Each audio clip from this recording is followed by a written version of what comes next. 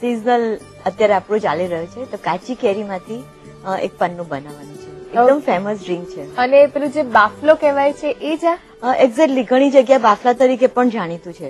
Okay, સામગ્રીમાં શું લીધું છે? કાચી કેરી છે, ખાંડ અને બેને બાફી લીધું છે, અને જીરું, મરી અને મીઠું છે. ઓકે, કેટલી વારમાં રેડી થાય છે? 10 થી 15 મિનિટ. અને પ્રી પ્રિપરેશન તમે કરી જ હશે આમાં? હા. તો એમાં કેટલો સમય જાય છે? 10 મિનિટ. ઓકે, સ્ટાર્ટ કરીએ તો? હા, ઓલરેડી મેં એક પ્રોસીજર કરી દીધી છે. પ્રિફરેબલી ટોટાપુરીની જે કેરી આવે છે લાંબી, એ લેવાની. થોડી નાની કે મીડિયમ સાઈઝની હોય તેમાં ખટાશ ઓછી જાય છે. ઓકે, કાચી કેરી લઈએ. હા, કાચી કેરી. અને ખટાશ ઓછી હોય તો થોડી ખાંડ ઓછી એડ કરવી પડે. ઓકે, એટલે અહીં આપણે ટોટાપુરી કેરી લીધી છે. અથવા તો દેશી કેરી લો તો પણ ચાલે, પણ તેમાં ખાંડ થોડી ખટાશ ના લીધે થોડી વધારે એડ કરવી પડે. અને એની છાલ કાઢી દીધી છે કેરીની? હા, કેરીની છાલ કાઢી. 1 કપ કેરીના પીસીસ છે તો 1 કપ પાણી લીધું અને અડધો કપ ખાંડ.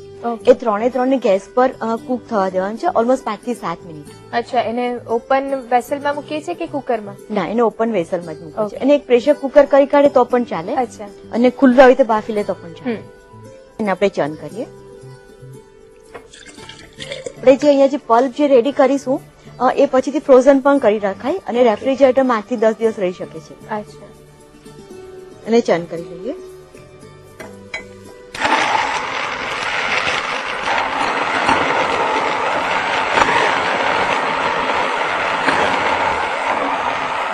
થોડો આઈસ એડ કરીશું.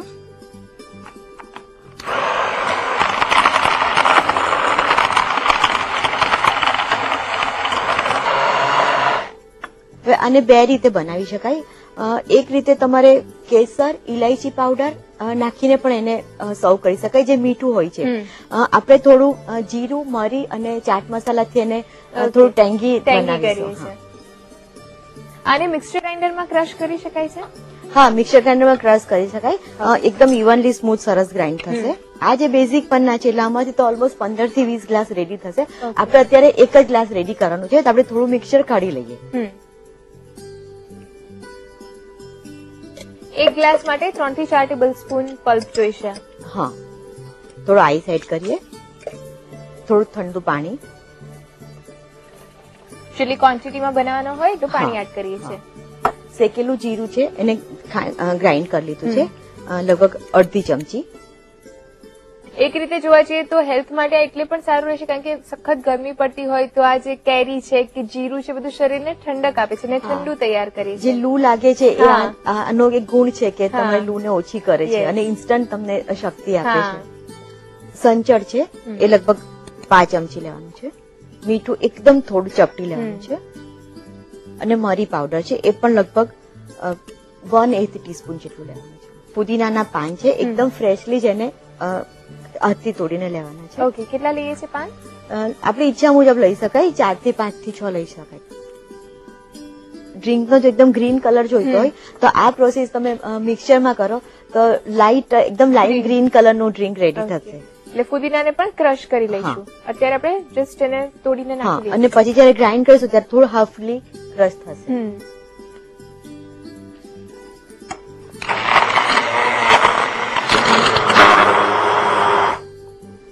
આ સ્ટેજ ઉપર આપણે ટેસ્ટ કરી લેવાનું કે લાઈક વધારે થોડું સોલ્ટ કે બ્લેક સોલ્ટ કે જીરું કે જેનો પણ ટેસ્ટ જોઈતો એ એડિશનલ એડ કરી શકાય. ઓકે. અને થોડું વધારે પડતું આઈસ નાખી અને એકદમ ચીલ કોલ્ડ કરીને એને સર્વ કરવાનું છે. અચ્છા. સર્વ કરીએ. થોડો ક્રસ્ડ આઈસ. ગાર્નિશ કરીશું ગ્લાસને?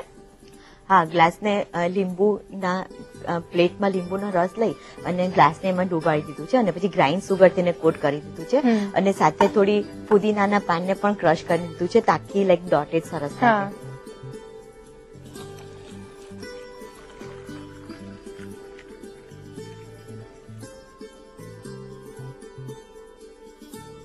આપણે ટૂથપીકમાં થોડા પુદીનાના પાન અને ગ્રેપ્સ મૂકી છે, એનાથી આપણે ગાર્નિશ કરીએ અને સ્ટ્રો સાથે એને સર્વ કરીએ. તો સર્વ કરવા માટે રેડી છે પન્ના. મેં અગાઉ કીધું એમ જે આપણે પલ્પ જે આમ કા પલ્પ જે રેડી થઈ ગયું છે એ પલ્પને તમે લાંબો સમય સુધી ફ્રોઝન કરી શકો. અપ ટુ 3 મંથ સુધી એને ફ્રોઝન કરી શકો. ઓકે. અને બેઝિક જે સુગર અને જે આપણે આમને જે કેરીને જે આપણે કર્યું એ જ રીતે એને ફ્રોઝન કરવાની છે. ત્યાર પછી આપણે એને મીઠું બનાવવું હોય તો કેસર અને એલચી નાખીને એને સર્વ કરી શકાશે. અને જ્યારે બનાવવાનું હોય ત્યારે જ ફુદીનો, ચાટ મસાલો અને બ્લેક સોલ્ટ નાખવાનું હોય છે. અચ્છા.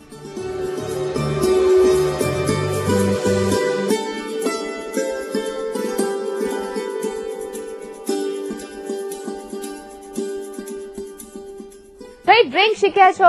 જ્યારે બનાવવું હશે ત્યારે રીત વગર તો ચાલવાનું જ નથી. તો લખી દો રીત. આમ કા પન્ના બનાવવા માટે જોઈશે ખાંડ નાખીને બાફેલી કેરી 1 બાઉલ, બરફ જરૂર મુજબ, પાણી 1 ગ્લાસ, શેકેલું જીરું પાવડર અડધી ચમચી, સંચળ પાવડર 5 ચમચી, મીઠું સ્વાદ અનુસાર, મરી પાવડર 1/8 ચમચી, ફુદીનાના પાન 4 થી 5 નંગ. ગાર્નિશિંગ માટે ફુદીનાના પાન, દ્રાક્ષ તથા ટૂથપીક. આમ કા પન્ના બનાવવા માટેની પદ્ધતિ. સૌપ્રથમ તોતાપુરી કેરીના ટુકડા કરી તેમાં પાણી તથા ખાંડ ઉમેરી બાફીને તૈયાર કરેલું મિક્સચર લો. હવે એક જારમાં આ જ કાચી કેરી, ખાંડ અને પાણીના મિક્સચરને એડ કરો. તેને હેન્ડ બ્લેન્ડરથી ચર્ન કરો.